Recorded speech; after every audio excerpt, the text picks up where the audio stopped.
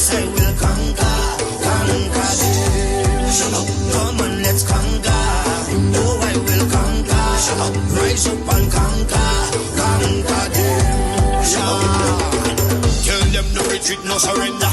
I shall fight till the end of days. I was born as a Makai warrior, and the Almighty God my blade. Fire burn all Satan carrier. Father loose all shackles and chain. This morning first thing as I wake up, King David told Sam to the brain.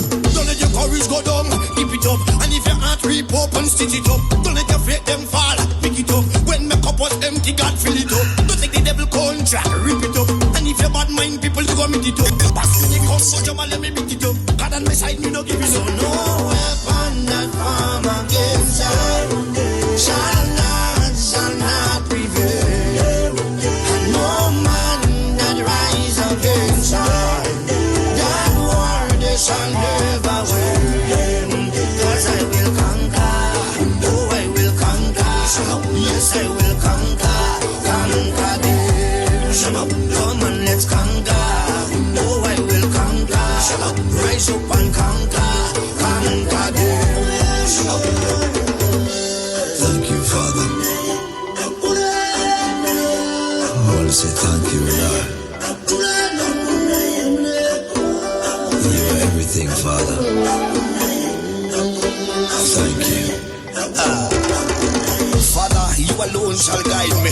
No man shall lead my path. In the wind I hear your quiet whispers, and you heal my broken heart. Even some of my friends turn enemies, and they pray for right to fail. And remember you gave us your only begotten son, but we gave him the wound of life. Send down your warriors with the hello. They carry down to the end of days. No matter how the devil try trick me, unto you my soul I will give. Father, I know this time is coming. I can see the high tide raise. Without you there is no other. Could it be that we decide? No weapon that form against us shall not prevail.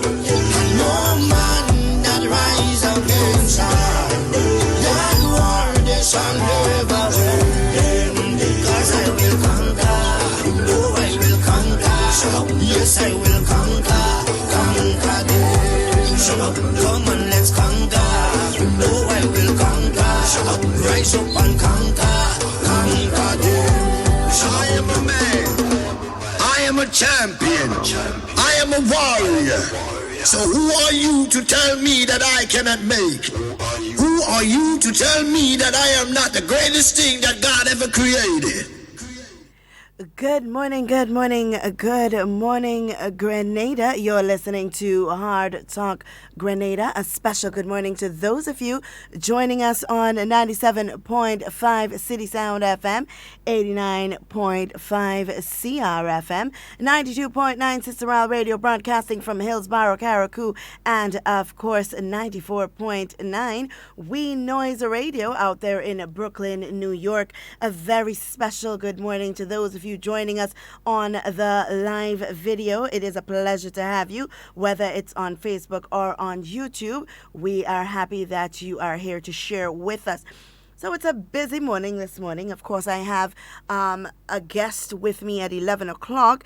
The Honorable Minister of Agriculture, Minister Yolan Bain Horsford, would be joining us at 11 o'clock to speak with us, give us an idea of what's happening on the agricultural end, and some hope for the farmers. All right. But before we go into that, I do have a few updates that I want to share with you.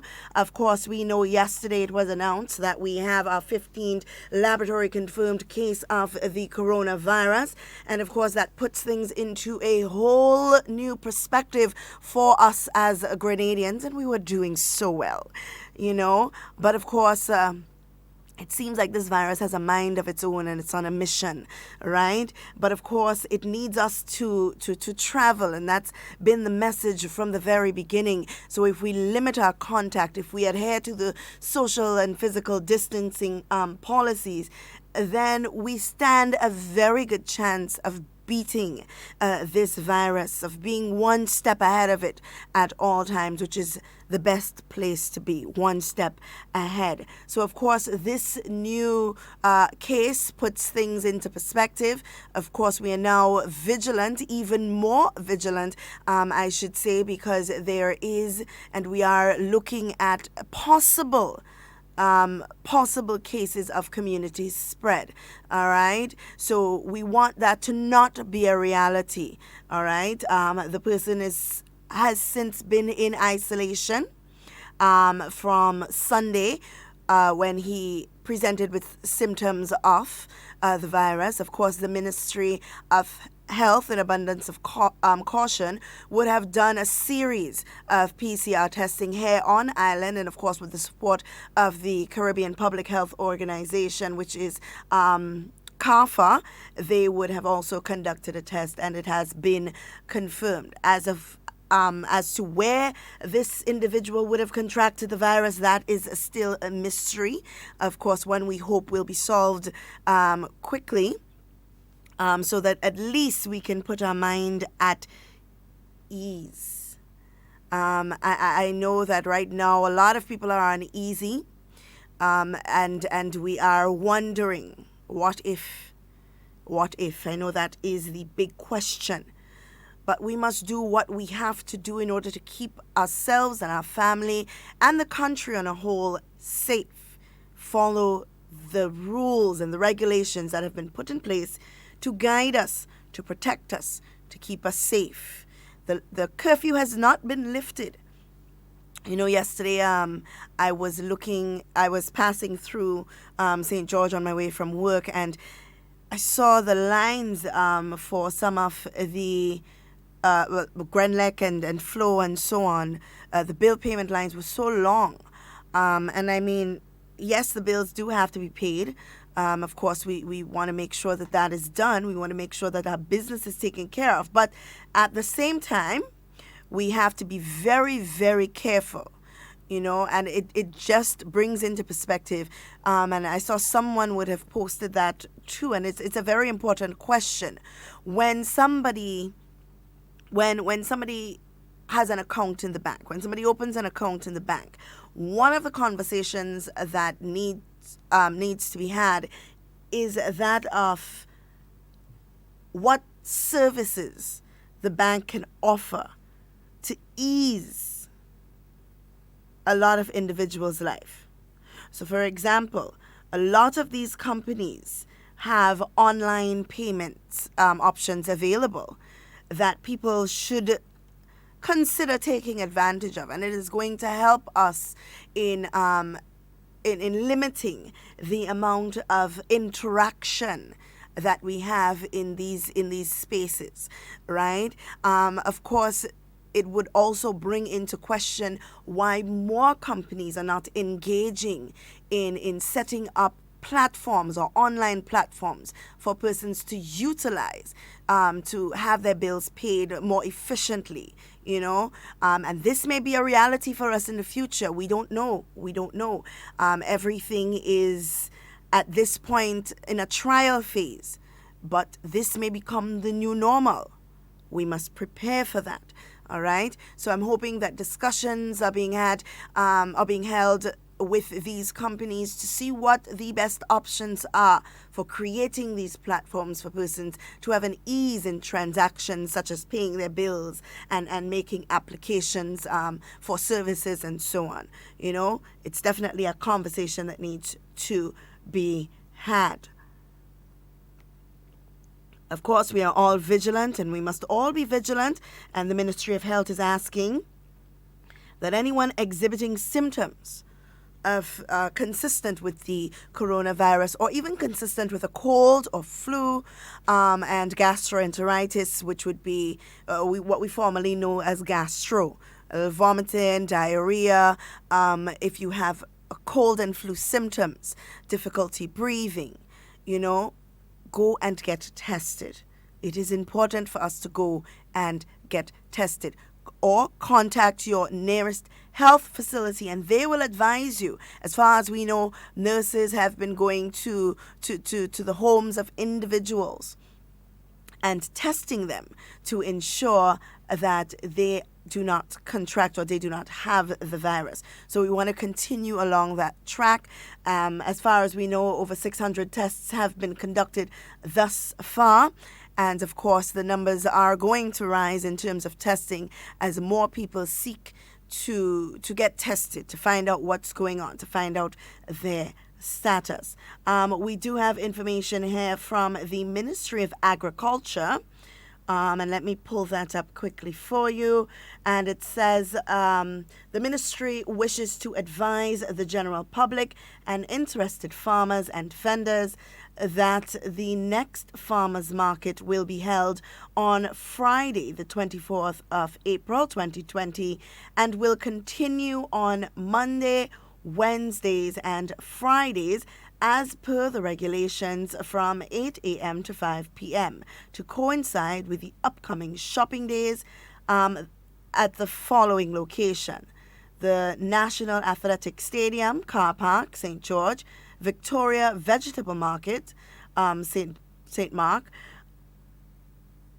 Guave Vegetable Market, St. John; Natural Works, St. David; Cities Bus Terminus, St. Patrick; and the Grenville Bus Terminus, St. Andrew. Residents of Carriacou will continue to be serviced via the Marketing and National Importing Board, MNIB, and established vendors, while residents of PT Martinique will be serviced by Emma's Supermarket. What is expected of farmers and vendors? A maximum of 2 persons per vending station in keeping with the social distancing protocols. Face masks or face coverings and hand sanitizers, washing of hands are required.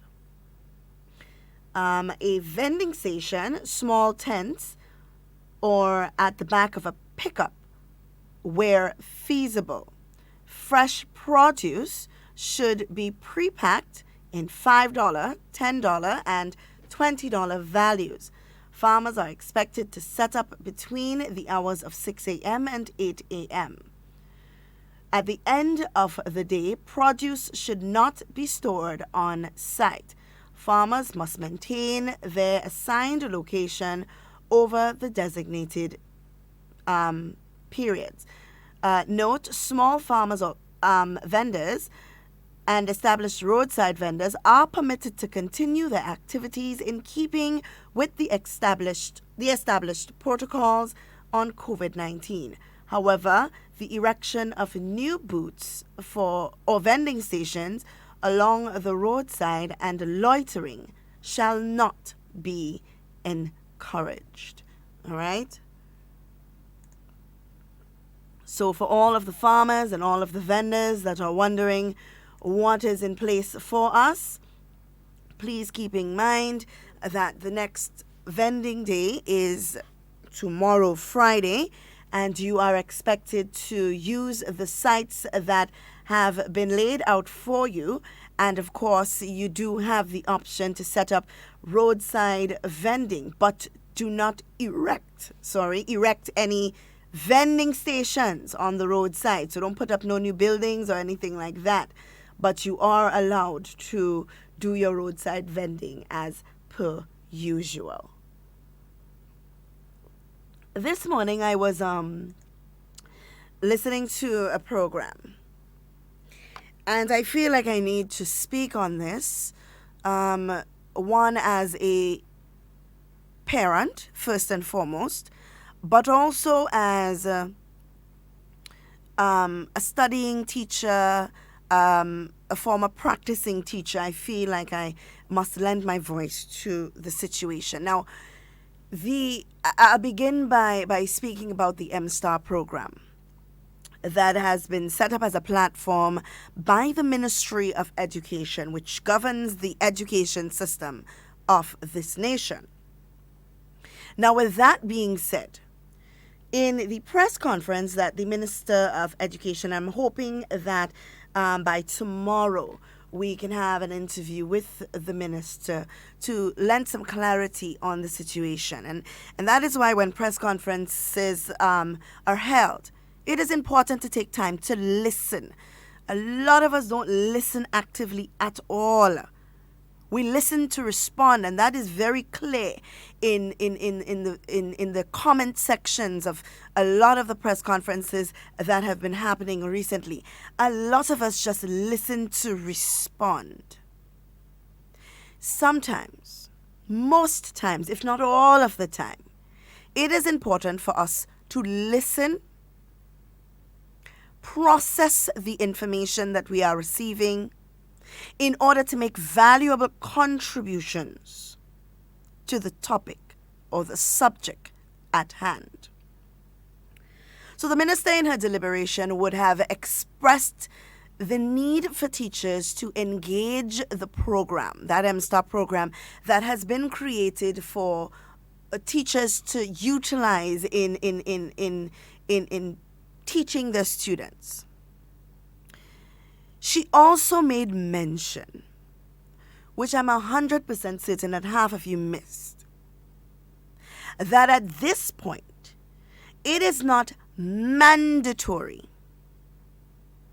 that the Ministry of Education is not saying to teachers to drop whatever process that you have been using thus far and use the MSTAR program. She made very sure to mention that.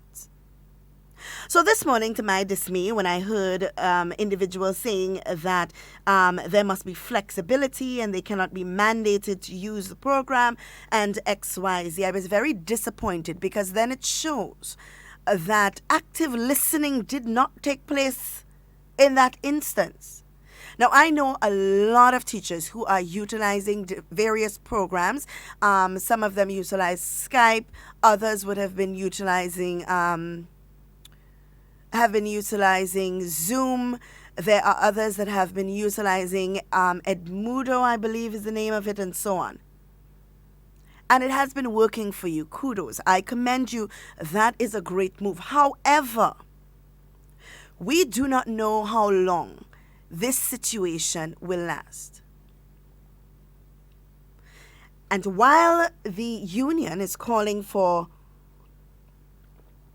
flexibility by the Ministry of Education in terms of what platforms the teachers are mandated to use, they must also understand and encourage their membership. To encourage their membership to start familiarizing themselves with the program. It won't hurt. It is a new process, and this is what I want to emphasize on. This program for most teachers is new. And I'm not going to say all, simply because a lot of these teachers have had access to online learning platforms provided by the University of the West Indies. I myself am using a similar platform, so I know the benefit of using that MSTAR program. And yes, there is a level of monitoring that happens on that program as it relates to when teachers sign in and when students as well sign in and access the information and post information for their students. I don't see anything wrong with that. There must be some level of accountability happening in this time. We understand that it is not business as usual, yes. That much is certain. But at the same time, consideration must be given on both ends. You know, a lot of parents are struggling with their students, and I know that the MSTAR platform replicates that of the University of the West Indies education platform as well. Now, with that being said, it makes it a lot easier. And I'm going to say this because I understand how the program works. For teachers, this MSTAR program is a lot easier than some of the programs that you are using once you get accustomed to it. We are not saying that you're going and you're going to understand it all at once. No. It takes some time for you to get accustomed to. It takes time for the students to get accustomed to. We may not know that this may become the new normal. This may become the platform that that the Ministry of Education will now use, or the teachers will now use going forward. So we have to take time to get accustomed to it. All right, and there are some tips that the Ministry of Education has been laying out for teachers to help them to get acquainted with and to guide them really on how to use the program. All right, now I'm going to list here some of the features. The program is expected to be an interactive program. And I know this because we have had a lot of interactive classes on the university level with our tutors, where we use systems like Blackboard, Collaborate, and you can incorporate the systems like Skype and so on within that that MSTAR platform, where you are able to post your students' work, where you are able to share your screen with your students and actively teach your students in that platform.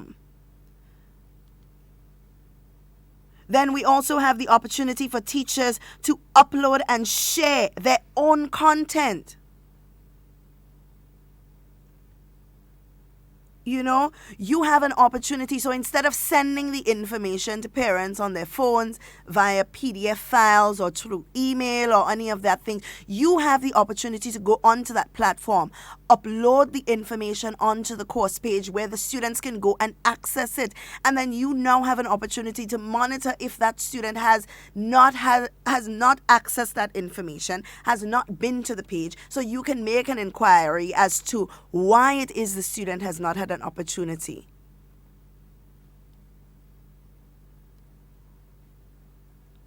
These are the benefits.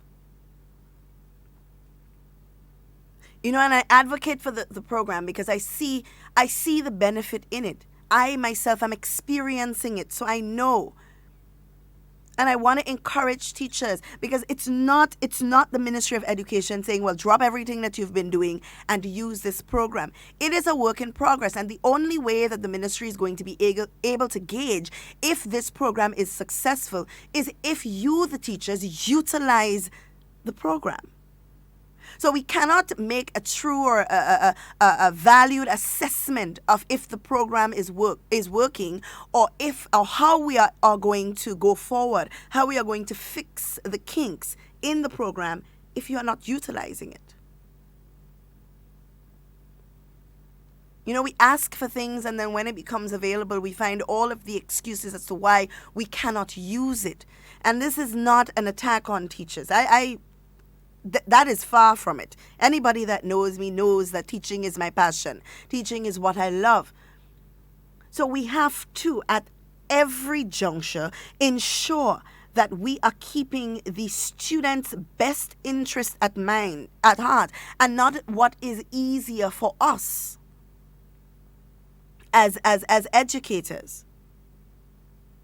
So the system allows for monitoring, not monitoring of teachers, but for teachers to be able to monitor their students. For example, I'll give you a very, very simple example. In one of my courses this semester, with all that has been happening and work and everything, it's been very hectic. So one of my assignments due, or close to being due, and I hadn't logged into the system for about 2 days. And my tutor was able to send me a message and say to me, well, I've noticed that you have not logged in 2 days, and this assignment is due. Is everything okay? How have you been managing? See, this is the idea. We cannot look at the negatives. So the first thing that teachers, and this is not all teachers, but I have to generalize it because I can't just point fingers at just a few. You know, I have to generalize it. So you're looking at a system where there are some teachers looking at it as the Ministry of Education or the government is trying to monitor or keep tabs on the teachers, when the point of view that you need to be looking at it from is that you, the teacher, have an opportunity to monitor your students. You now have a forum in which you can see when your students have logged in. If they have logged in, they are able to post messages that say, I am having difficulty in this area, can you help? It is not a watchdog for teachers. It is quite the contrary. It is a platform designed for ease of posting assignments. Now, not only that, teachers are now able to correct their students' work and post the students' grade to their page, where parents also have an opportunity to access those grades. Parents have an opportunity to look at the notes provided by the teacher. These are all of the benefits, so let's not look at the negativity in it.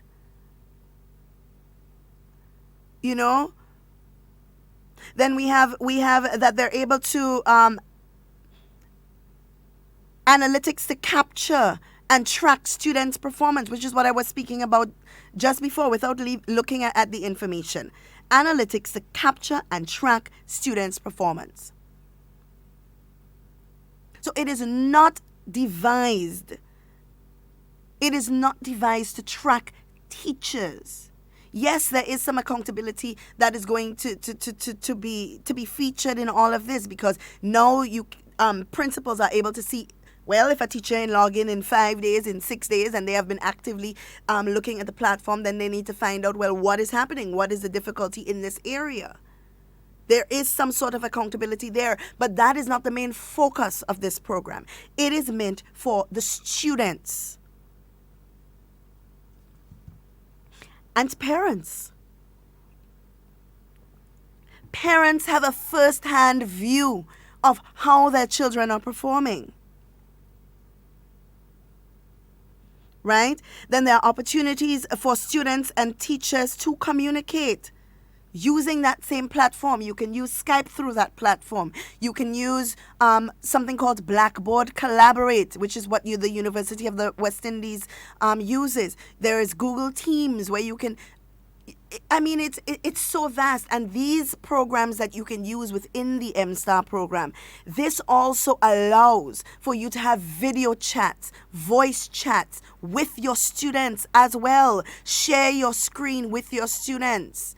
It is very interactive, which is what a lot of the parents are asking for. You know? It gives teachers an opportunity to post CXC questions, information from the CXC syllabus, past papers. All of these things are being posted in that platform where students can access it. I mean, I don't understand what the big fuss is about. That there has to be a whole conversation on when they should use it, if they should use it, and if the Ministry of Education is using it to monitor teachers. And I mean, that is, in this time, that is not what we need. What we need is to show that we are flexible, that we can bend and move to suit the situation on both ends, you know. So we're asking for flexibility and movement in government, but we ourselves do not want to be flexible and move to suit as well. Don't we think that's a little bit unfair? Let's just think about it. It must be on both ends. And then I heard a comment about teachers cannot be asked to wake up to start class at 8:30 in the morning. I am going to disagree with that 100%. First of all, teachers are at home. Yes, the situation is stressful, but the more that you engage in normal routine as much as possible, it takes away from the stress of the situation. So that is not a valid argument as to why schools or why teachers cannot begin instruction at 10 o'clock. And there have been a few teachers who have actually continued with starting school at normal, 8 o'clock, sometimes 9, which is okay. But that's not a valid argument. As much normalcy as you can include in these children's lives and in your life as well, it takes away from the stress of the situation. So if my daughter accustomed getting work at 12 o'clock, right? 12 o'clock in the day, she accustomed getting her schoolwork. What is she supposed to do for the hours between 8:30 and 12? You see, these are the things that we need to think about. We need to engage our students as much as possible, because the more time that we spend with them, then it is more is the more benefit that they can get from it. The situation is already difficult. We have learners who are going to be disadvantaged as a result of this. So the more time that you can spend helping these children, the better for them. So we have to be careful in what we ask for. I don't see why teachers can't get up at 9 o'clock and begin daily activities with their students. It's all the more easier now that they are at home. They had to get up and bathe and comb hair and eat breakfast and then take bus to go to school and all of that. They don't have to do that. They could prepare the night before, wake up 7 o'clock and have their class at 8:30 in the morning as per usual. But we have to find ways in which we can deal with the situation. The flexibility must not be only on one end. We must all be flexible. For asking for flexibility, it must be two-sided. So the M-STAR program, I am going to advocate for it because I have experienced it. It is a wonderful program. It is a beneficial program. And you need to give it a try. There are schools who have already started using the program and have been posting work from preschool up. And it's not just about posting work, There are courses for the teachers for personal development. Microsoft Office certification. So a lot of teachers are going to come out of this better than they went in. There's a learning to type program for the students, which is definitely going to be necessary, given the nature of the learning environment now. There you can put educational games, videos as well. There's a personal calendar attached to the M-STAR program where you can update and put your assignments and put your due dates and so on. So there is a lot that can be derived from this program, and we must not look at this thing one-sided. We must not look at this thing one-sided. The flexibility must be on both ends. We're going to take a quick call this morning. I'm going to open the line. We can take about 2 calls before the minister calls in. The number to call is 440-7377 if you are calling locally. If you are in the diaspora and you'd like to give us a call to contribute to the conversation, it's 347-329-3101. There must be flexibility on both ends of the stick. And then I hear a comment there, I don't want to even open that can of worms. I don't want to open that can of worms yet. I'll leave that one for another day, because we pressed for time. But the flexibility must be on both ends. This program, this M-STAR program, I am advocating for it.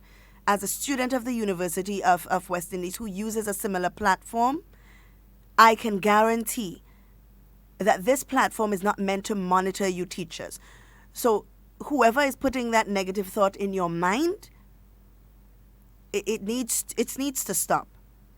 That platform is meant for you to monitor your students, to provide support to your students, to be able to reach out to them, to track who is accessing the information and who is not, and find ways in which you can deal with this situation. That is what it is meant to do. Why do we always have to look at things from the negative end of the stick? We have a caller on the line. Good morning, caller. Hi, good morning, Ms. Duncan, and good morning to Grenada. Hi, caller. Your background is a little bit noisy, so I'm not hearing you. Okay, all right. Then call back. Okay. We tend to do that. The first thing that we see or the first thing that we can derive from a situation is the negativity or something negative.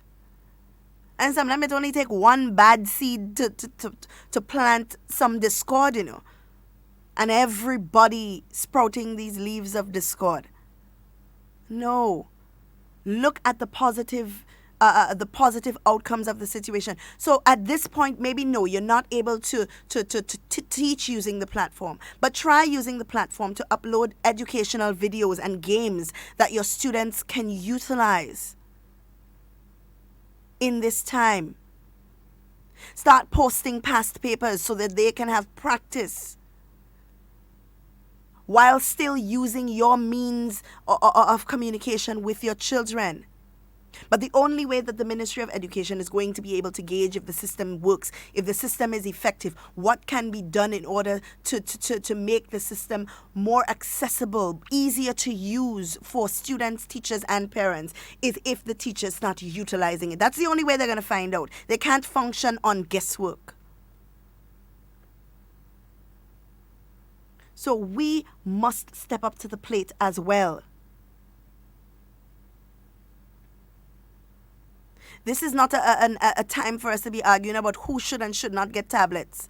When the time comes for the distribution of those tablets, I'm quite sure that the Ministry of Education will be in communication with each school, each teacher from each classroom, that will make a determination as to who is in most need, because they are the ones that have the first-hand experience. They are the ones that have the information. So everybody out there speculating about how the tablets are going to be distributed, when it's going to be distributed, where it's going to be distributed, I can guarantee and say for a fact as a parent that teachers have already started making moves to identify students who are disadvantaged in this situation, who need those electronic devices and who needs additional support.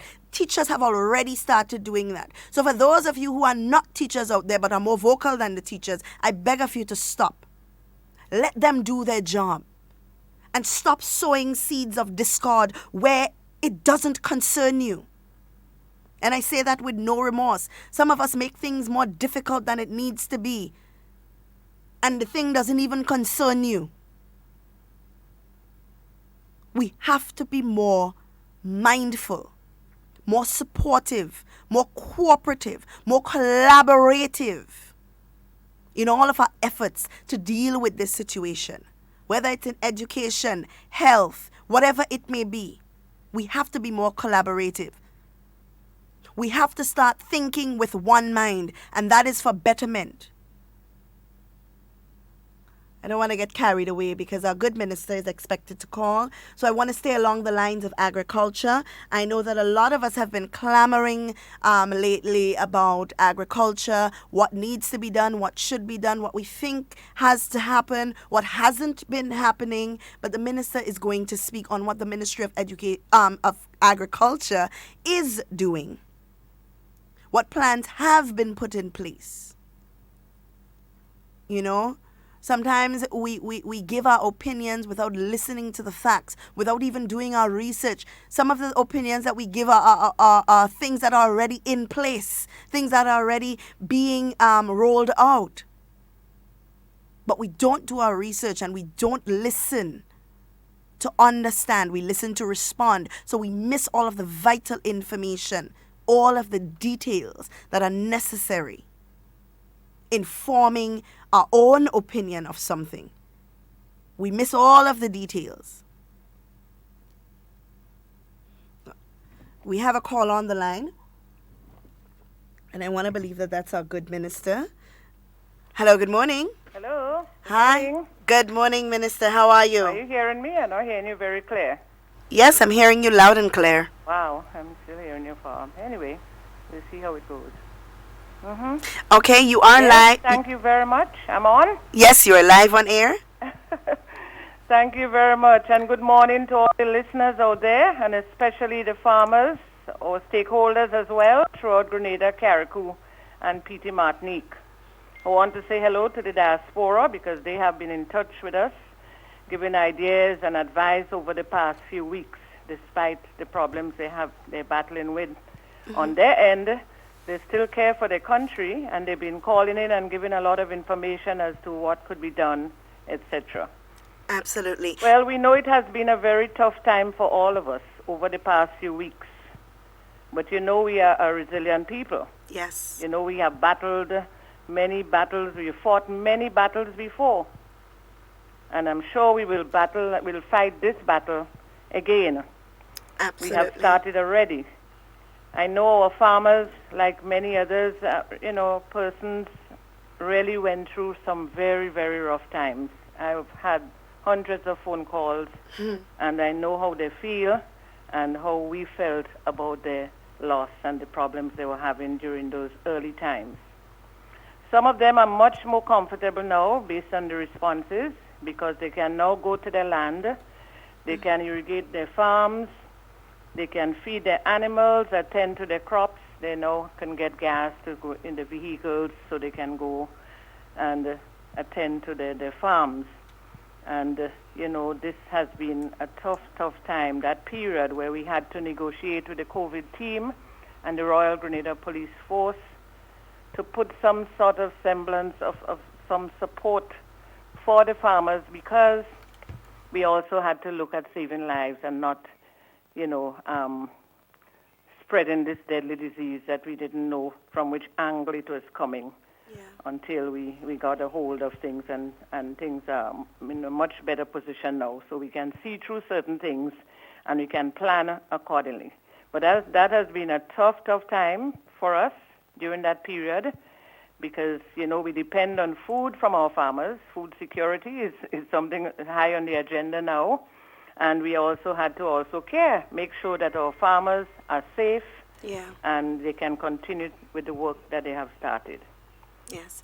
Well, Minister, I know that a lot has been said about the agricultural sector and what can be done to revitalize it, as some people put it, and what is being done. And I know that in most cases that we found recently is that it's just that people are not seeking information. It's not that nothing is being done. It's just that the information is not reaching the people with the concerns, right? So can you give us a little insight on some of the things that the Ministry of Agriculture has been doing or is doing, especially in this time, for its farmers? Yes. I quite agree with you. Our PR department, we have a young team of PR persons, and they are doing a good job, I must say. But this whole thing has freaked out a lot of people. Yeah. And our communication system went down a bit because we were all fighting to get passes and things for our farmers, the hundreds of farmers. But mind you, we have over, I would say, almost 10,000 or even more now because farmers on island. That's a lot. We have 7,000 farmers registered at the ministry. These are people who have IDs. They're well-established farmers and they have registered. There are others who have not registered yet. They are doing farming at a high level and at a certain level, but they have not registered as yet. And getting passes and, the focus at that time was more like getting passes for the different people, getting them organized and so. And I suppose our PR went down low. And then there was a system whereby we had to get, our public relations had to go through some measure of it had to go through the COVID team, etc., because we don't want all sorts of information going out there because of the timing and all the restrictions that we had to go through. Now we are a bit loosened up a bit. You will see much more of our public relations or PR going out there. But I must admit that we have been a bit low in that area. And we are now working on beefing up that area as much as we can. We had hundreds of calls every day and had to set up systems and to coordinate back and forth with the COVID team and the Royal Grenada Police Force so we can put some organization in place. Because, everybody calling about their fields and the poultry people calling, the small ruminants, everybody been calling for support. Right. We have several segments of different areas in agriculture, and it's not just we have farmers, different types of farmers, so we had to deal with all of their plight and taking information back and forth. So I must admit that our PR wasn't up to scratch, and it's not because of the persons in the PR department. It's because we are focusing on a number of things in the short time that we had, and the limited time and the type of request. All right. I mean, it's 7,000 farmers registered in with the ministry. That is a lot of farmers. Now, do we see, or are a lot of those farmers also vendors, or just farming for tourism purposes?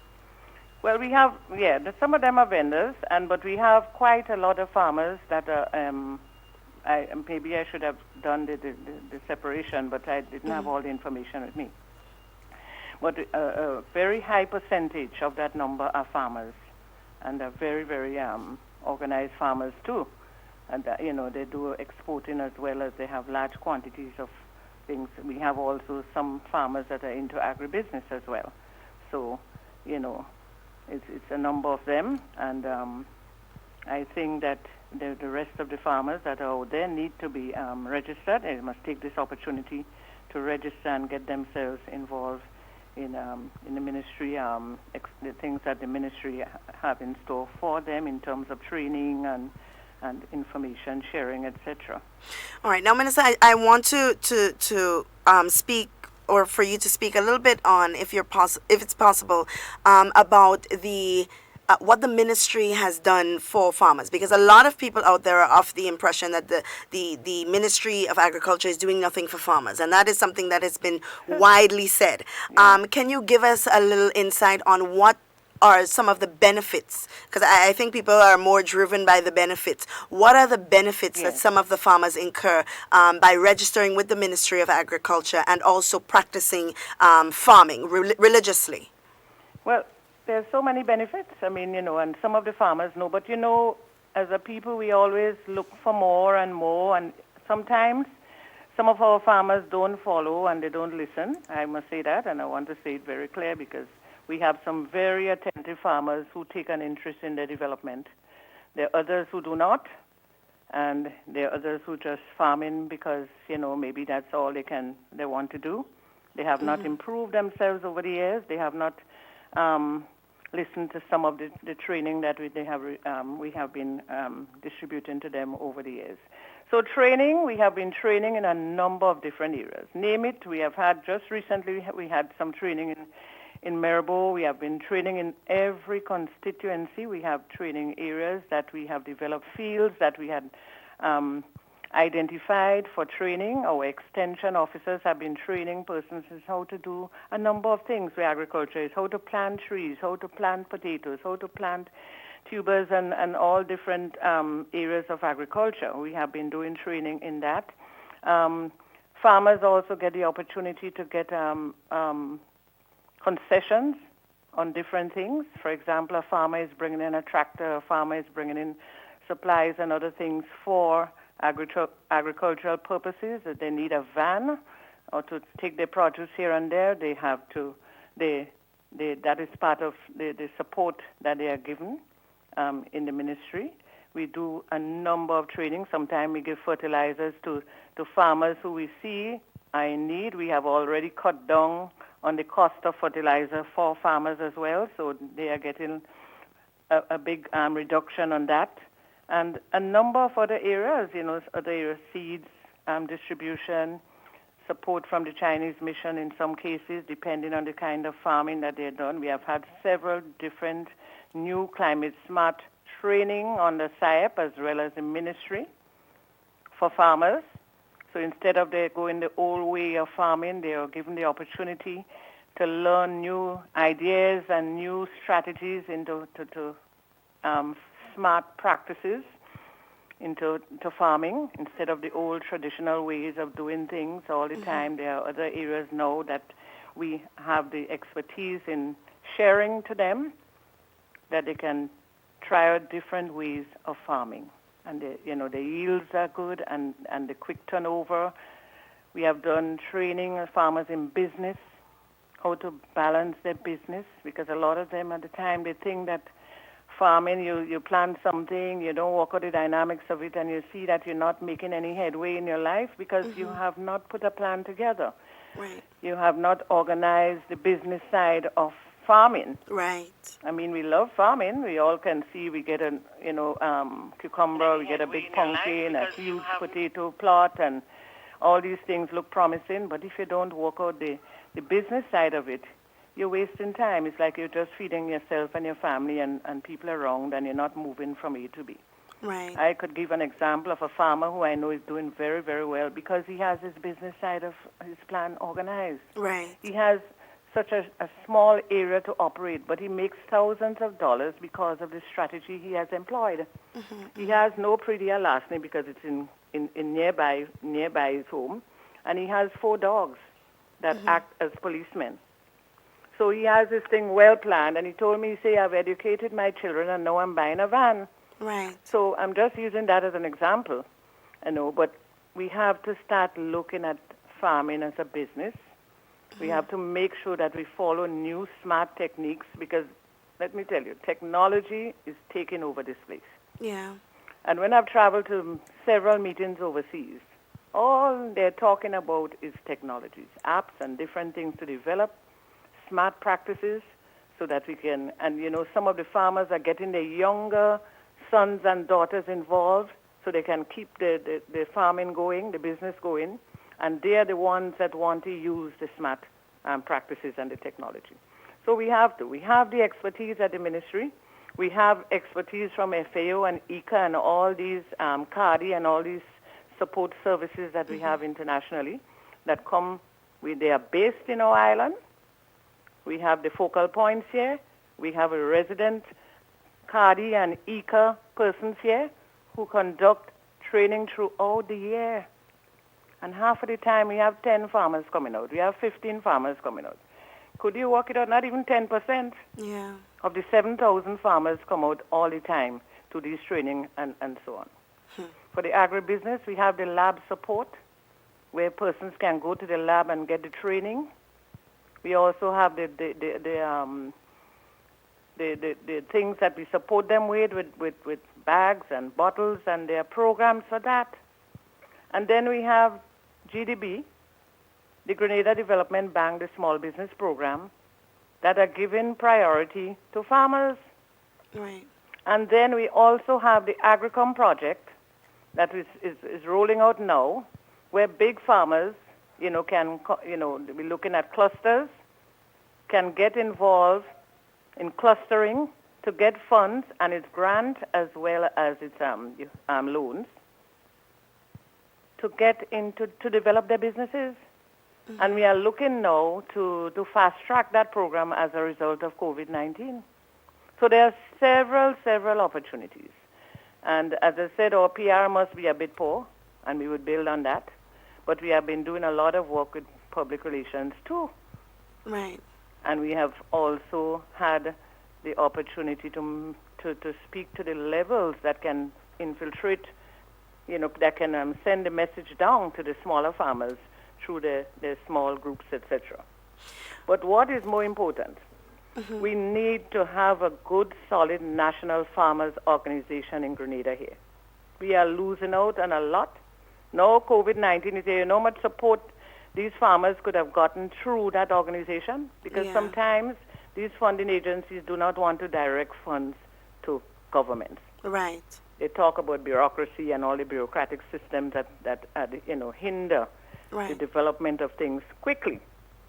And so that is, we don't have a farmers organization, and I've been speaking about that since I got in. I spoke to several persons in high ranks and authority that could make a difference with these farmers because, remember the farmers, some of them, they're just there. They're just going wrong, and they're going wrong, and they're going wrong. But you need guidance, leadership, and you need. And don't get me wrong, some of them have so much information that they can share, and some of them, the farmers who we think don't have what it takes to do something, they have it. They just want to push. Wow. They just want to be somebody to lead them, to guide them, and support them. So coming out of this COVID, I hope we can get something like that.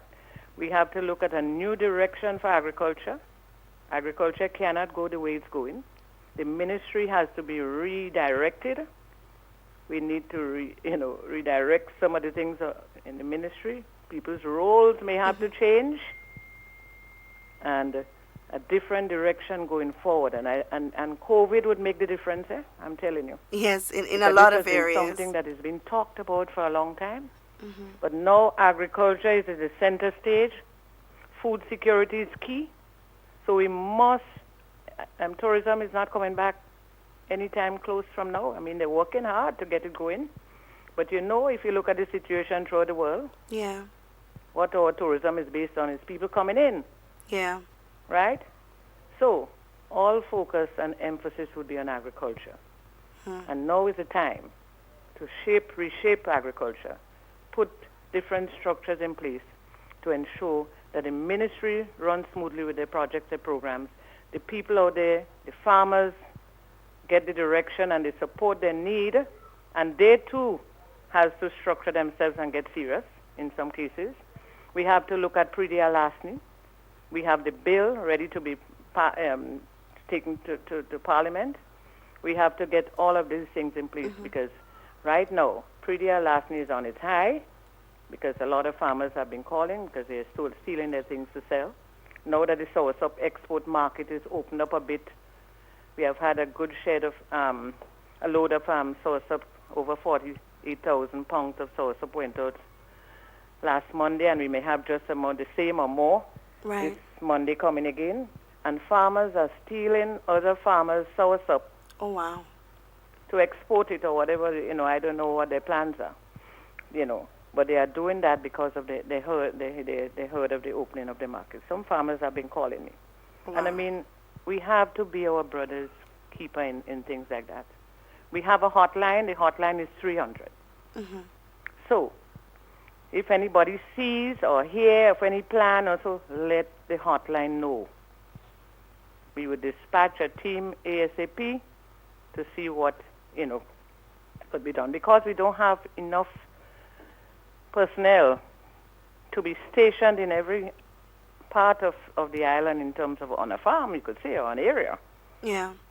It's difficult for us, but the hotline works. We have been monitoring that hotline. The police have been working very hard. I think they caught a couple people already, but we have to continue. We have to not just sit back and say, oh, I hear Miss Jack stealing from Mr. Jack or that or what happening. We must call the hotline and let the persons at the hotline, they're very confidential. It's not anybody that's at the hotline. And so we need to get that information out there.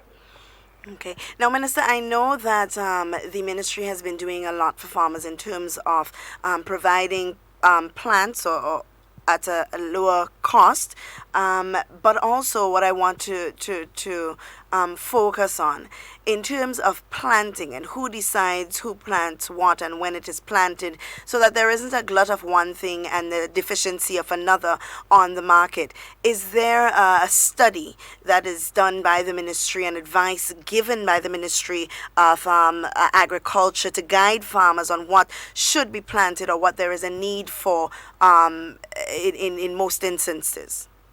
Well, the tree crops, I forgot to mention that, planting material. Our propagating stations are very equipped, and we have all the planting materials on our propagating station. I'm talking about tree crops and so on, the soursops, the nutmeg, cocoa, and other avocados, etc., etc.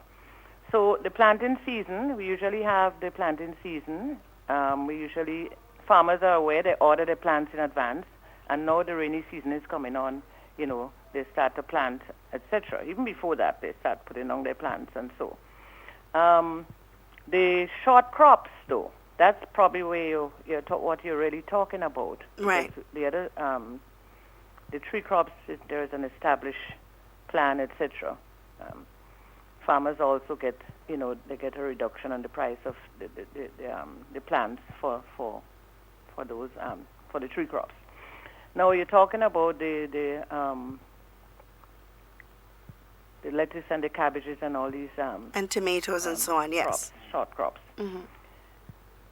Well, farmers are advised when and how to plant, but again, some farmers are not adhering to that. There are farmers who have formed themselves into groups, and they network with their farmers, so they coordinate what needs to be planted. For example, I know a group in St. Andrews here, a cluster of them.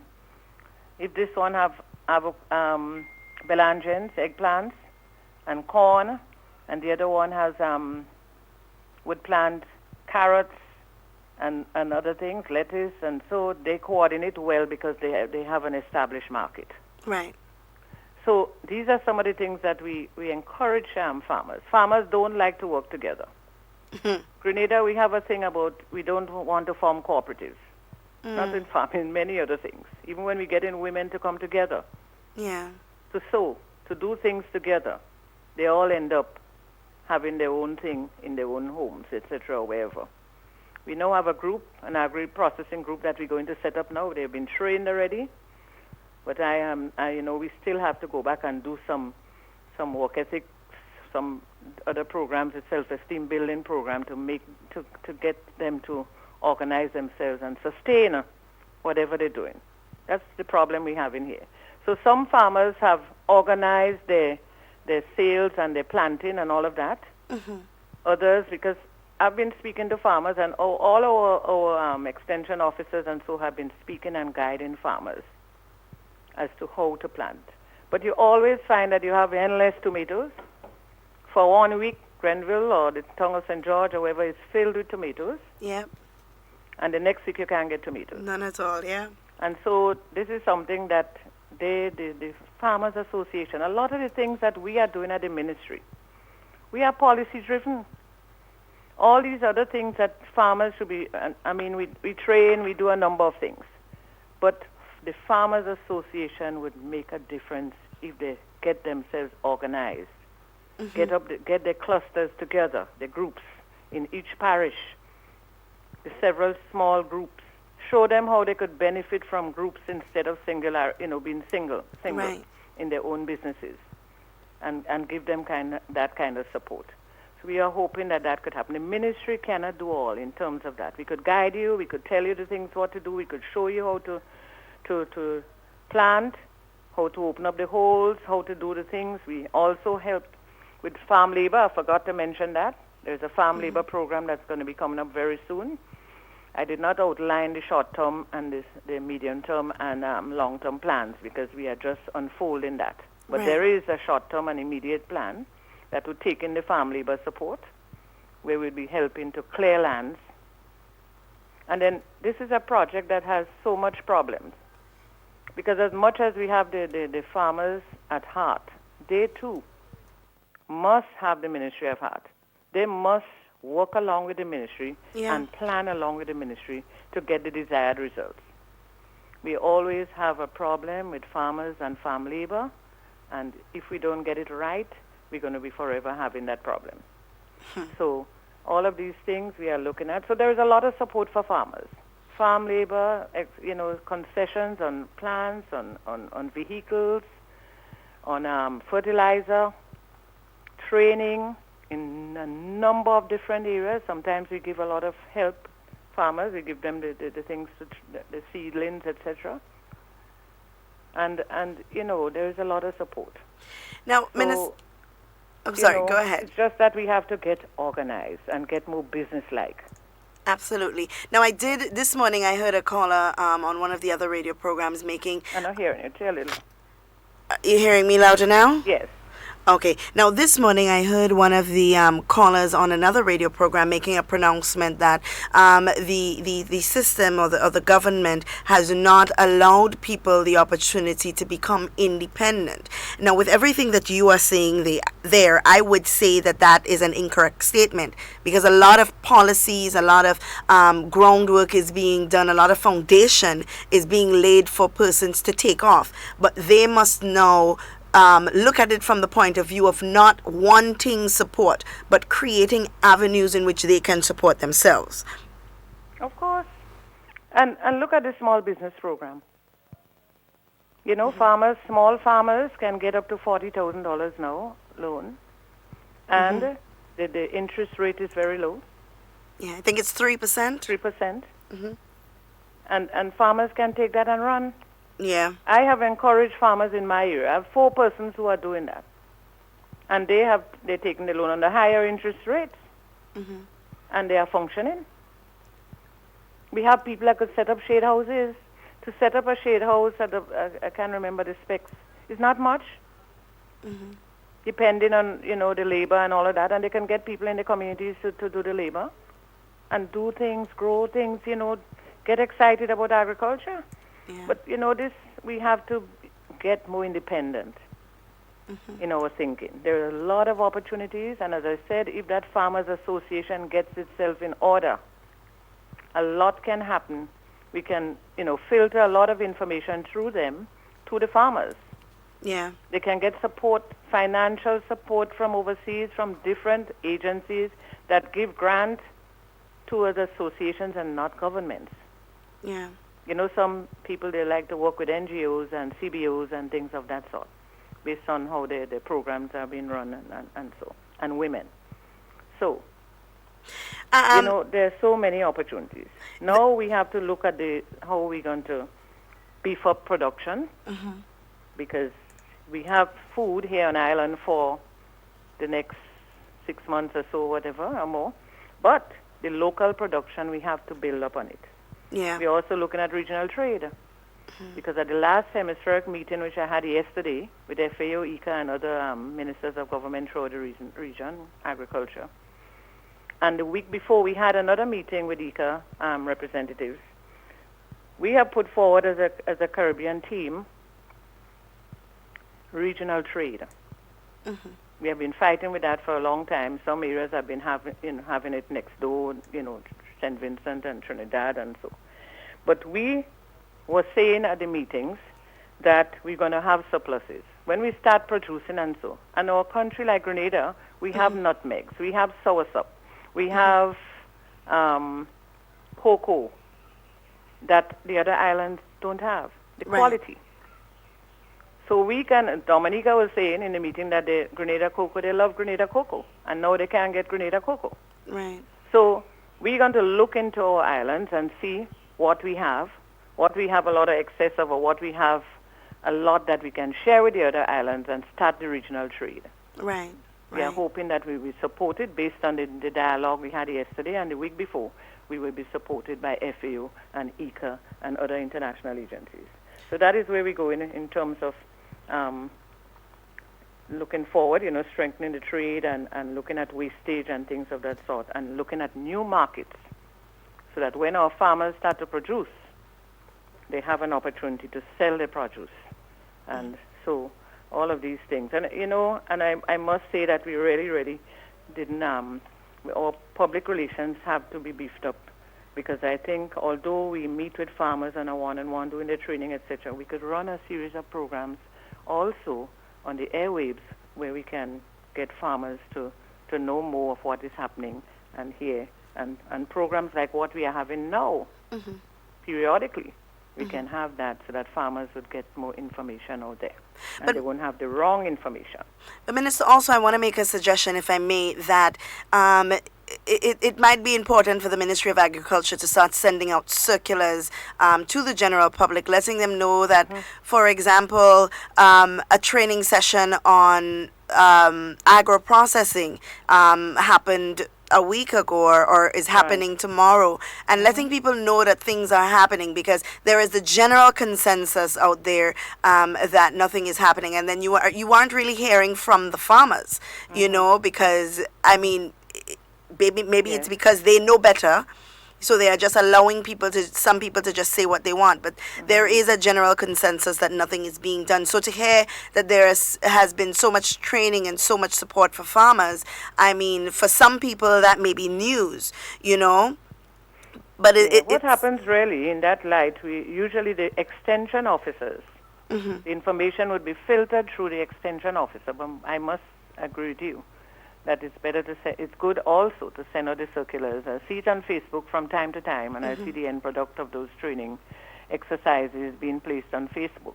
But that's not enough. Not everybody have time to look at Facebook, and the kind of people who look at agriculture, and so they may be not the ones on Facebook. Right. And so I think this media that we should use, this medium, and also other mediums to get the information out. But usually it's done mainly through the extension officers and other persons in the community that have leadership roles in those areas. Right, and I think that this information it stays between them because not a lot of what is happening in the Ministry of Agriculture, I must say, is going out.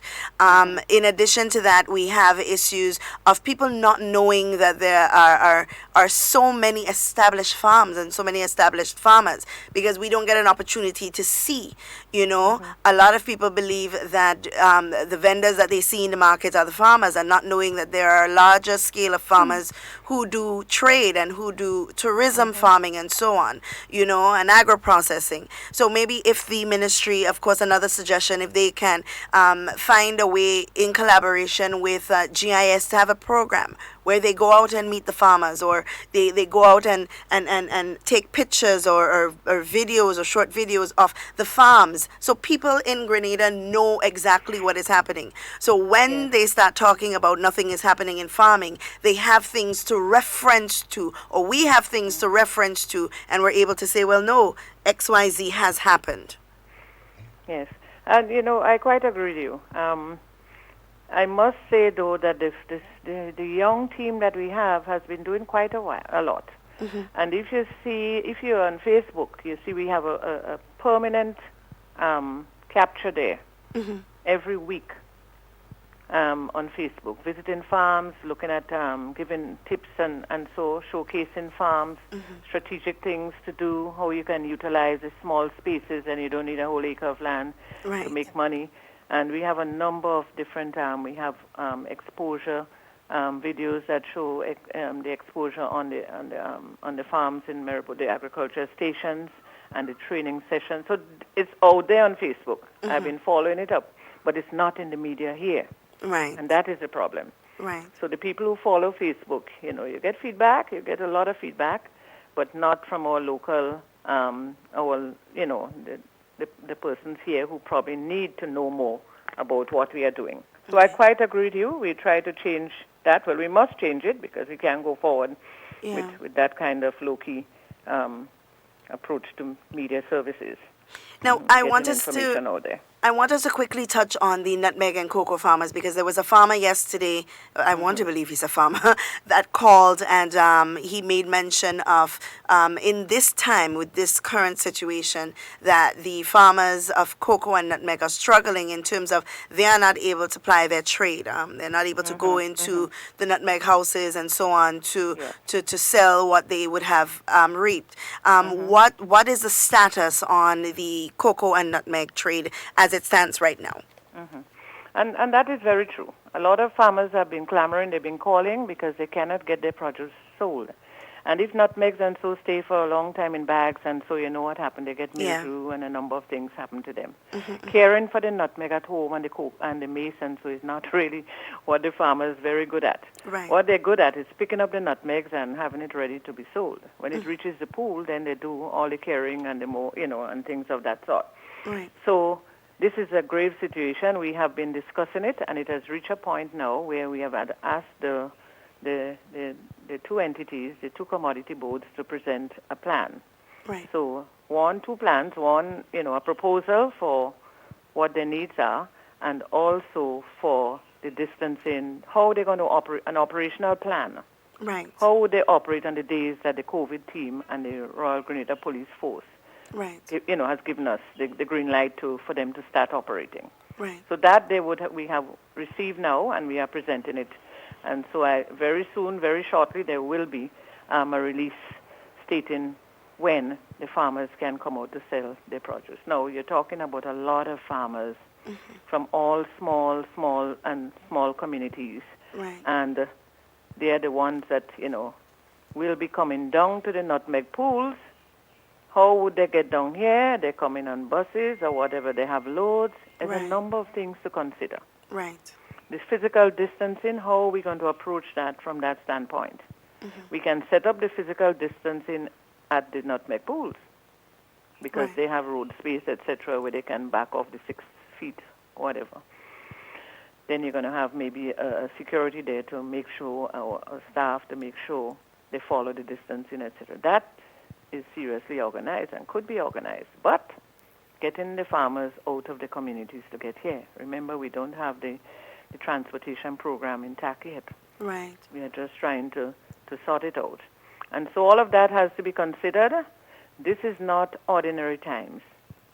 And we know that the small persons out there who depend on the nutmeg, the sale of the nutmeg every week or every other week or whatever to put food on the tables, you know, it's very, very difficult. As I was speaking to a woman this morning who called me and said she had nothing to eat, and she said all she had there was a tin of corned beef, and she started telling me what she had and so.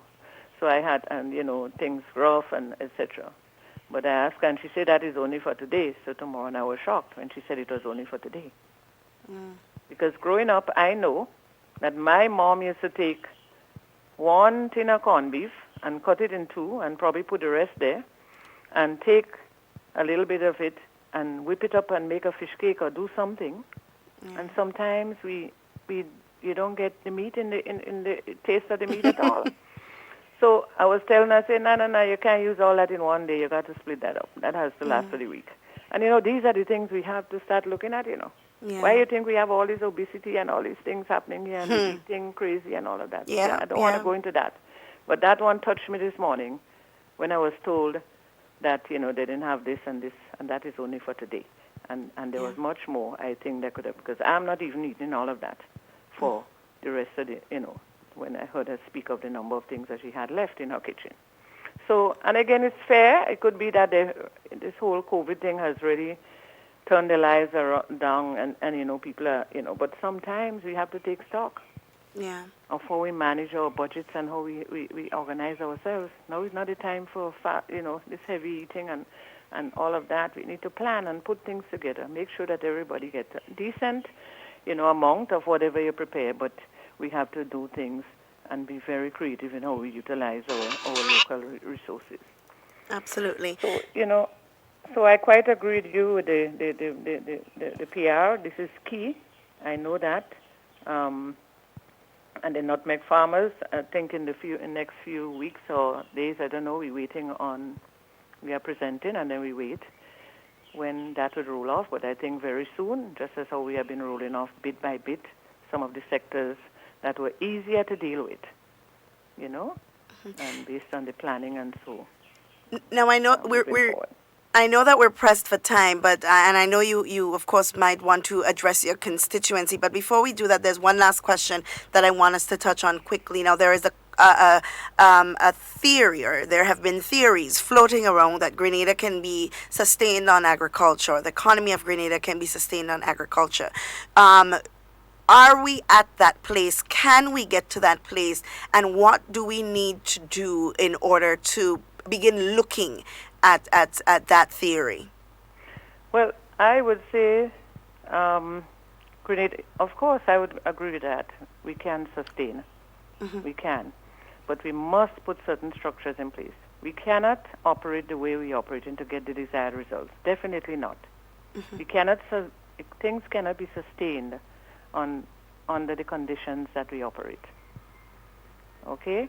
One, there are a number of things that have to change. We have to the mindset of our farmers must be changed. I mean, I don't know how much change, but we have to start shaping things around. We have to come up with strategies and ways how we can get our farmers into more serious production, more timely production, and the kind of things that has to be.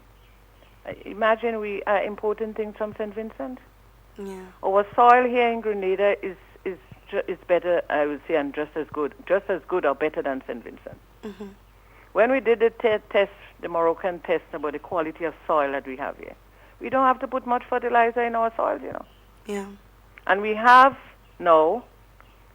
a map of all the areas that are highly that the fertility of our soils. We have a map letting us know the percentage of the fertility of our soils throughout Grenada. Wow. So we have that. It's getting our farmers to understand that some areas they don't even have to put any fertilizer, but they have to grow the crops that would match and suit. Right. You know, look at Carriacou. Carriacou could start doing peanuts again, you know. There are lots of things that Carriacou could do. Right. The Chinese are coming up with about 25 different types of new things that we can bring onto the island here. I've seen the list, and all of that we were going to be unfolding, because we're not looking just for short term. We're looking at short term, mid term, and long term. So we're looking at varieties that can be lasting here, and it could maybe good for exporting as well. So the short term or immediate is what we're going to be doing over the next 3 months: the backyard gardening, the clearing of the lands. You know, these are a number of the farmers, establishing the farmers market much better, you know, and support for the commodity boards and all these other things we are looking at.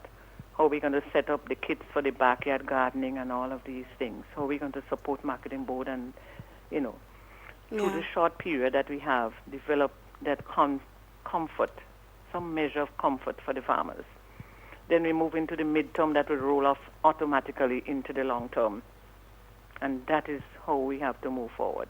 But some things must change. We must have, our farmers, as I said, have to get going. We have to establish this support for the farmers in that national association that we're going to be developing. At the ministry level, we have to probably reassign and do things differently. We may have to change a number of things. We need to strengthen the Ministry of Agriculture, you know, in some technical support and some, you know, other support, financial support, etc. So a number of things have to be looked at. But I know we can sustain. I know we have the ability on island here. I know we have the skills. But it's making sure that we all blend into one and we work for the common goal, good of sustaining the sector and, building on this whole new movement of agriculture and technology, etc. So it's a number of things, but I'm confident, because I've seen how these farmers can produce. Yeah. When you go through the fields, one of the problems that we have in also is roads, access. And once we get that organized, production would rise. Because some of the areas that the farmers have to go, there are no roads, and it's very difficult. We have the program, that was established, but we have to fast track, and we have to see how we can get things going with the roads established, getting the roads fixed so that the farmers can. I walked a whole 2 miles because I thought it was a mile. Then when I realized it's 2 miles to get to a farm. Imagine farmers coming out with loads on their heads because they don't have, the vehicles cannot reach. They can reach to a point, but they have to walk that distance to get. And these farmers are producing, serious dashing and stuff in those areas up there. And so we have to help them in that regard. Right. Roads must be one of the most another important factor so that we can build upon our production. Absolutely.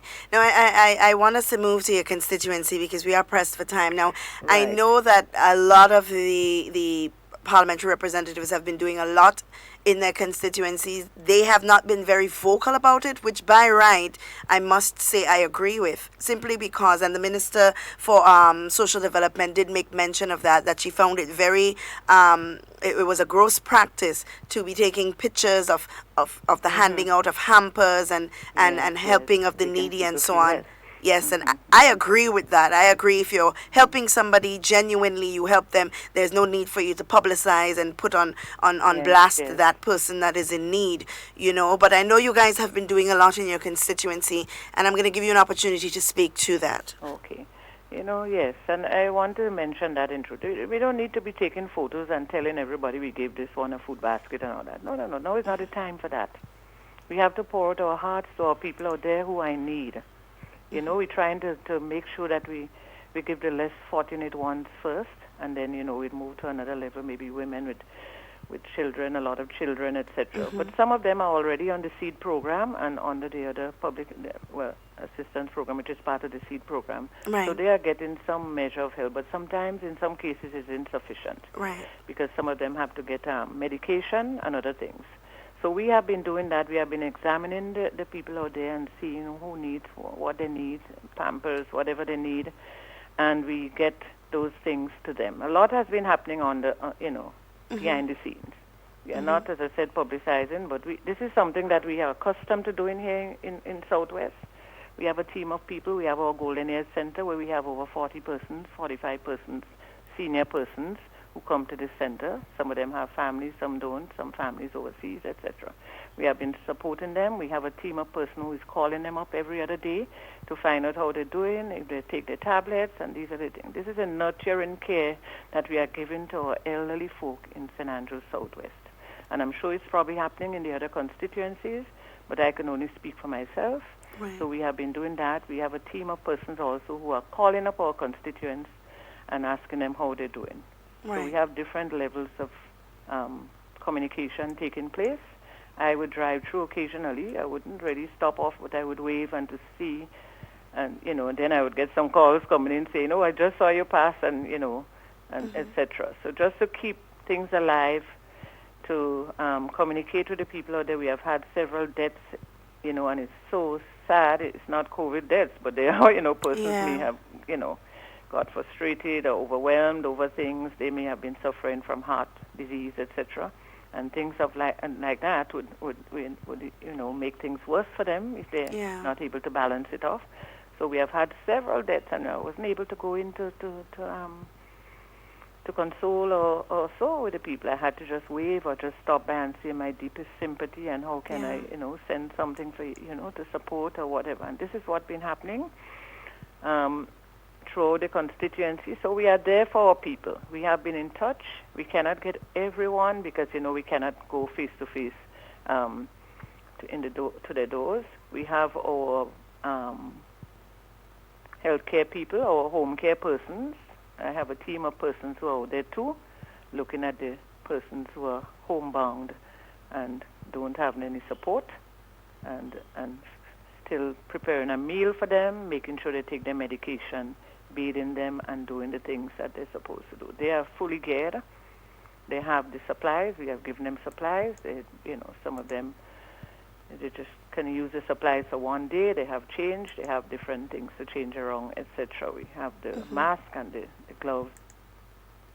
So we are doing that. We want to wish them well. We are all in this together. It's not an easy situation, and nobody is expecting that it will be perfect, but we have done our best.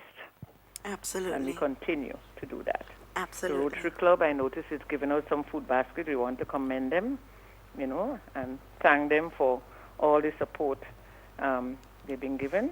There are other entities that are giving out food baskets too, and we are grateful for the support. I have my personal assistant or office manager, Mr. Roderick Belfon. He goes out with his mask, and I want to put my hands together for him because he is exposed out there every single day. He changed his mask, and he religiously calls me and says, Minister, you have anything else for me to do? I want you to recognize him highly because he's one of them who have been out there in the front line of things and dealing with all the matters in my absence. Absolutely. Well, thank you so much, Minister, for spending the time with us today and for giving us information on what's happening as it relates to the agriculture sector in Grenada. And of course, we look forward to the hard work of the ministry to get the information out there to the people so people can stop, labeling the Ministry of Education as, agriculture as inactive, because there is a lot happening. And we look forward to hearing more from your ministry. And before you close, I just want to thank the COVID team.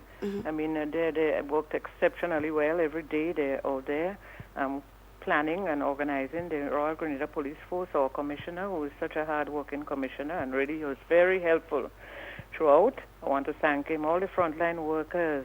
And tomorrow at 7, the ministers, I think it's tomorrow. Is it tomorrow or today? The salute for the... The salute. Yes, it's tomorrow.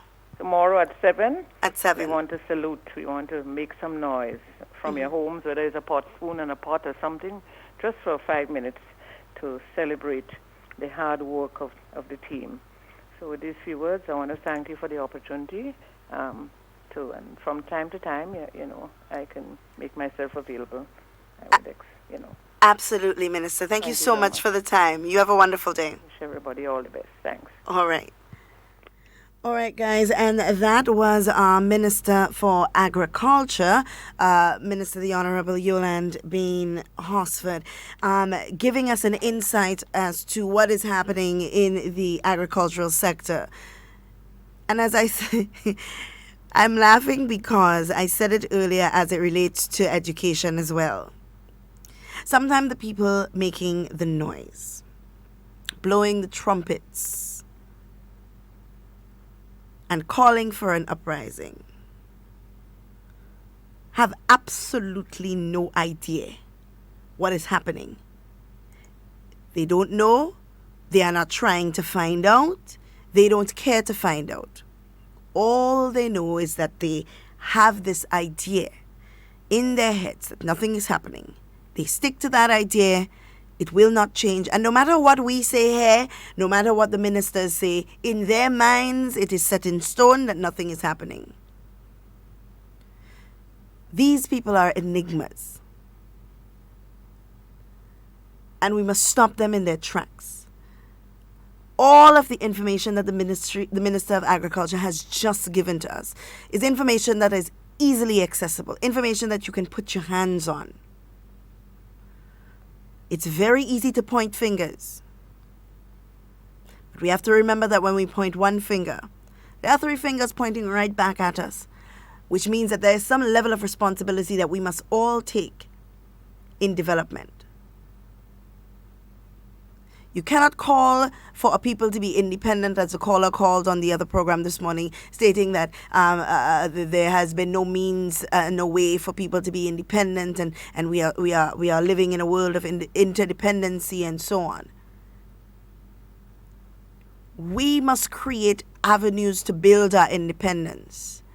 We cannot rely only on government to provide us with the means in which we must survive.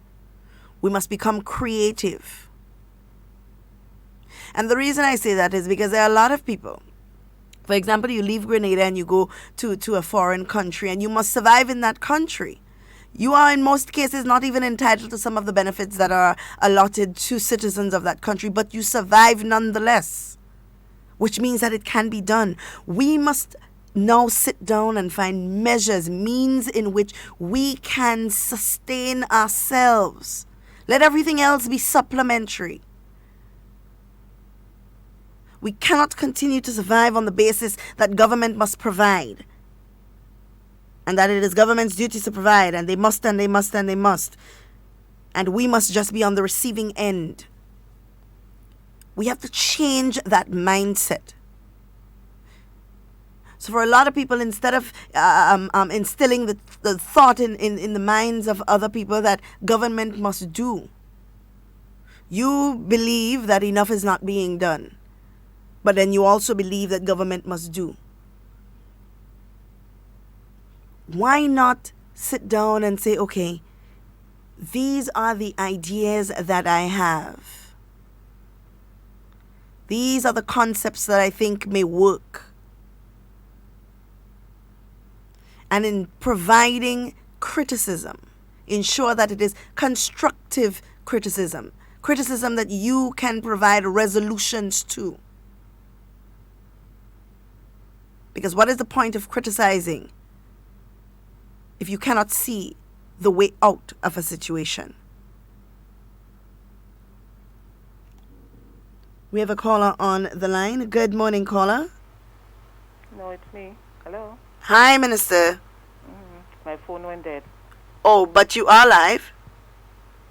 Yes. I'm back. Are you finished with me? Yes, we were finished. Oh, you were? Yes. Okay. All right. I thought question to ask. No, that's okay. All right. Thanks. All right. You're welcome. Yeah, we have to be collaborative. And like I said this morning, very, very befitting to what the minister had discussed here today as well. It must be on the flip sides of the coin. It has to be on both sides. You can't call for flexibility from the government and you are not willing to be flexible yourself. You can't want more for the government but you want to do nothing yourself. It doesn't work that way. There must be collaboration. It must be a joint effort. You do your part. Let government do their part. And we'll see how much better things work and things move in this country, as opposed to things just being one-sided. And everybody has a blame to cast and criticism to give. But nobody has a resolution that can help. We're going to take this call. It'll be our last call for the morning. Good morning, caller. Yes, good day, good day. I'm just calling from St. Andrew, Southwest. Mm-hmm. And it was very interesting to hear our Parliament representative giving a fine presentation. And I must commend her as the Minister of Agriculture doing such a wonderful job where, putting things in place for farmers, to come and sell the produce, the farmers market, ensure they have gas for the machines and for the vehicles. Doing a wonderful job for the farmers. Also ensuring that and cocoa farmers soon will be out selling the produce. So I want to commend her. But also, I want to commend her also. Because, I call her Sean Yolan. You know why? Because she has done a wonderful job in St. Andrews Southwest. I can tell you. And those roads she built before the coronavirus crisis are helping farmers, because now farmers have some lovely roads and know they are enjoying it. And the amount of work she has done for the whole people, young people, sick people, just name it. This lady has done touch everybody in St. Andrews Southwest. And that's why I call her Action Yolan. So Miss Oz, have a good day. And You I too. want to commend you for keeping up the fine work. All right? Have a very good day. Thank you very much. You too, caller. And that is a befitting way to end our program for today, guys. In whatever you say and whatever you do, be safe, be secure. We always want to be talking with you and never about you. Tomorrow we will be hearing from our Minister of Education on the way forward and strategies that have been put in place to ease the transition of the new technological age of education. All right? So stay tuned for that tomorrow. And of course, enjoy the remainder of your day. Get as much exercise as possible. And remember, tomorrow is a shopping day. Tomorrow we have an opportunity to move about. But remember to wear your masks and observe physical distancing. Do enjoy the remainder of your day. It's always a pleasure speaking with you. You're Stay up to date with HARDTALK. all that's happening with the new national party, NNP. Send us a message via text or WhatsApp on 405-8683 with your name, email, and constituency. Stay in the know with NNP. Get updated. I'm so glad to see you. You see, I've been thinking about this case between government and Grenadier, and I need to better understand a few things. You see, some people say government to Grenadier to court, and others say Grenadier to government to court, and he say, she say. So who really took who to court? I know it can be confusing, Suzanne, but it is simple. If you study the ruling from the court hearing which took place in Washington, it clearly says that WRB, the company that owns Grenadier, took government to court. So why Grenadier decided to take government to court? For what it's worth, government decided to change the law so that the price of electricity can be cheaper for Grenadians. I guess the company felt that they would no longer be making the fat profit if people are paying less for electricity, as when they had full control over price and everything else. So guess what? The company decided that they wanted government to take back the company. They took government to court and demanded that the people of Grenada must buy back the company and pay them a sizable amount too. But you know what? They could only have done this because of the contract that the NDC government signed in 1994, that if any government passed any law to make the price of electricity cheaper, the state had to buy back the shares. Interesting. You see, that's why I always trust you to explain these things, making it simple for me to understand. So what WRB wants government to do is to buy back all the shares that the NDC government sold them in 1994. The contract they signed with the NDC government then does not allow any competition, which is why our rates are so high. And what is worse, the then government agreed with them that if government had to buy back the shares, the price would have to be a lot more than it is worth, and the company must decide the selling price. Pure manje popo. That was a real giveaway, man. You hit the nail on the head, Susan. Government has no choice based on the court ruling. The court said that Grenada has to pay this foreign-based company based on the contract the NDC government signed in 1994. But guess what? Even if the NDC administration signed this bad deal, I'm happy that the NNP administration is prepared to pay up. And credit must be given to them that just a few days after the court ruled, government has already announced that our electricity bill will be reduced by 30% for the next 3 months because of COVID-19. My dear, all things work together for good. I can't agree with you more. I fully agree. I think government should just pay Grenleg their money based on what the court says. And let's keep moving on to cheaper electricity costs. Remember, we have the highest electricity rates in the region.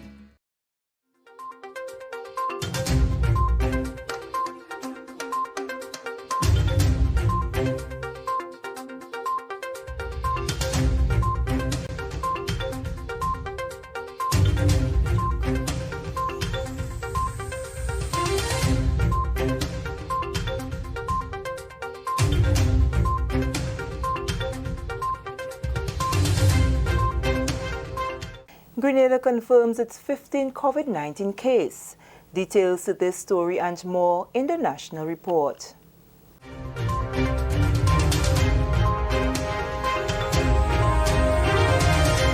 Welcome back. With the details to the news for Wednesday, April 22nd, 2020, I am Sherry-Ann Noel.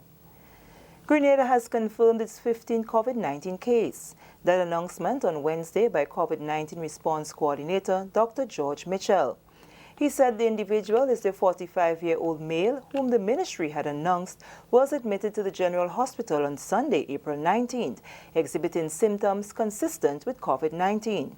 Health officials ran consecutive PCR tests on this individual, both at the local level and at the regional level through CAFA. The final results came in this morning, and the individual is now officially declared positive for COVID-19. As we announced on Monday, health officials wanted to administer several consecutive PCR tests on this individual, given the significance of his results to the health status of the nation. He has been isolated in the COVID section of our hospital since Sunday night and is being treated for symptoms.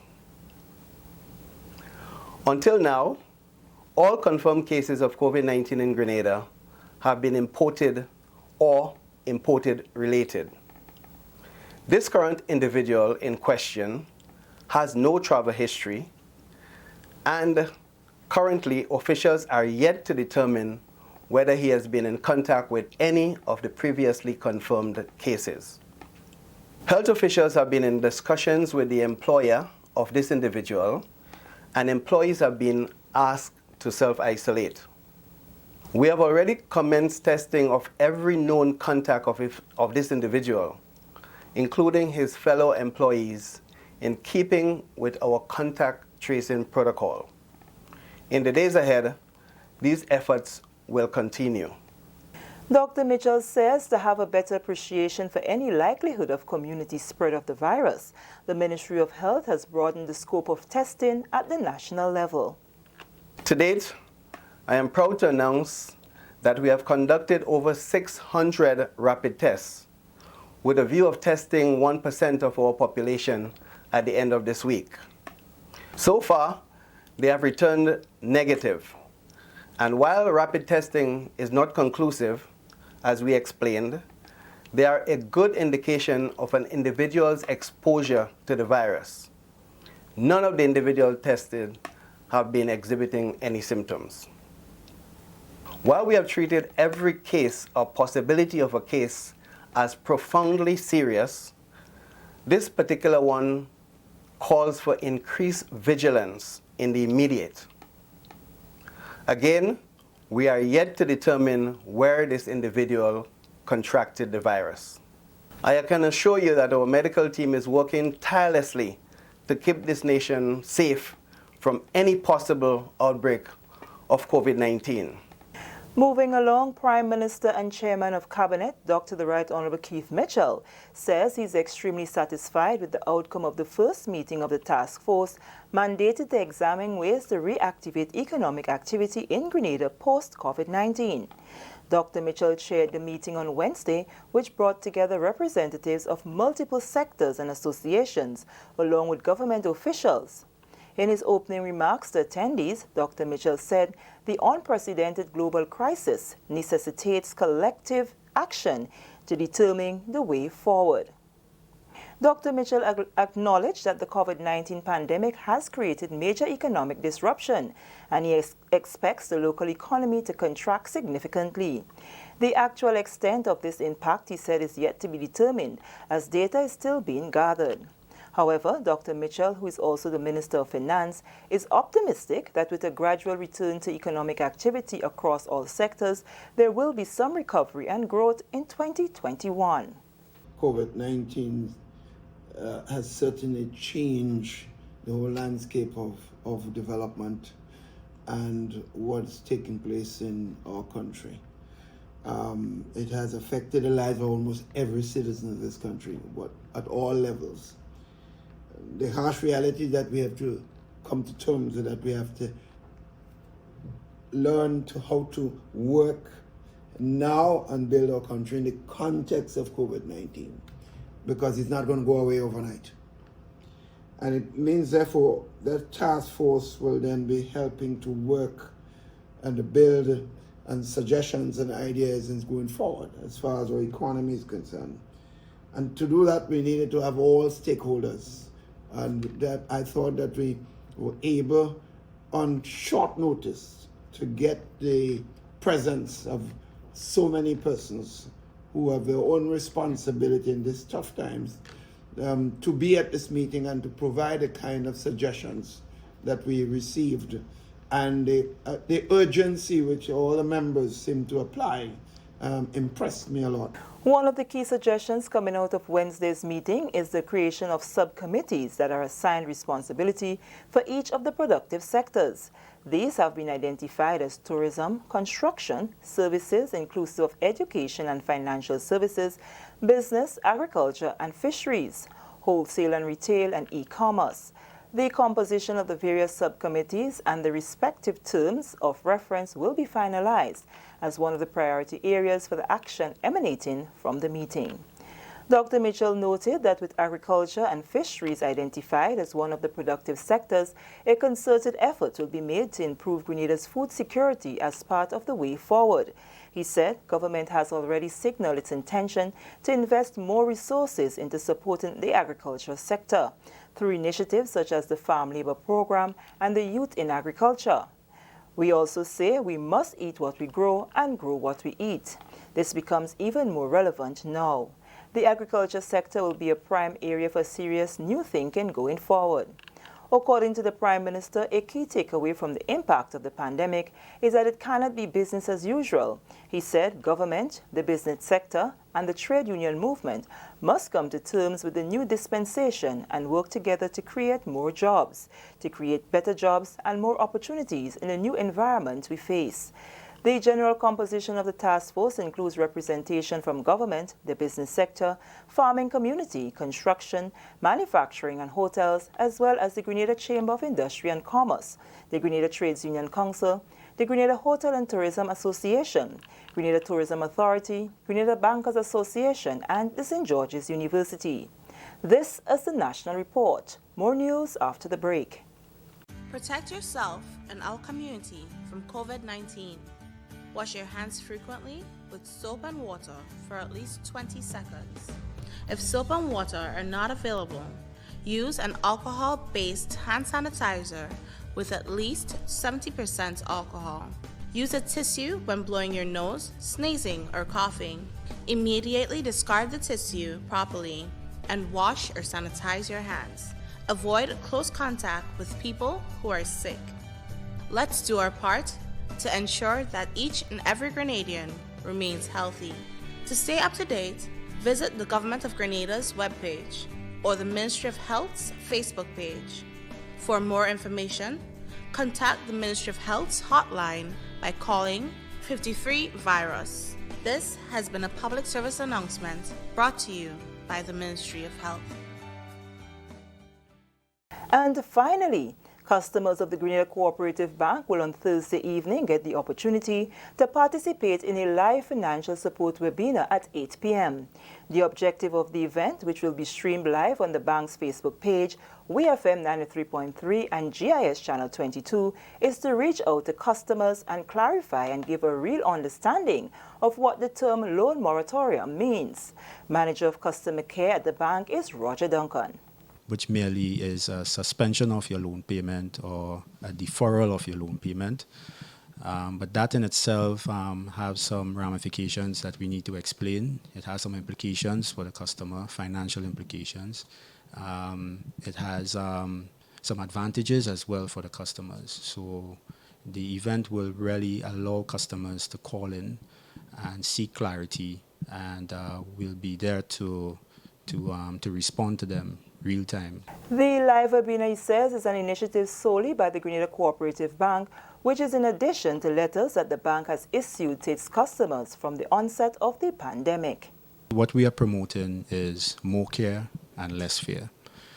So we reached out very early because we understand the financial impact that this global pandemic would potentially have on customers, reduce income, loss of income, and that could happen to them directly, or a spouse who's contributing to the total income at the home. One is earning less or one is no longer earning. So it has some implications. So we reached out as early as possible. We sent out letters to all of our customers, and it's something that we have also promoted on social media.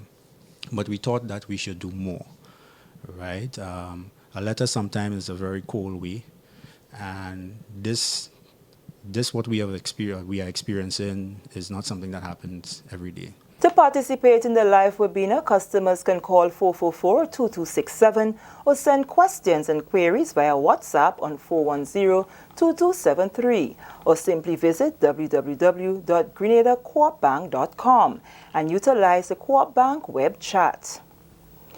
And with that story, we come to the end of the national report for Wednesday, April 22nd, 2020. Now for a recap of the top story. Grenada confirms its 15th COVID-19 case. On behalf of the news and production team, I am Sherry Noel, thanking you for viewing.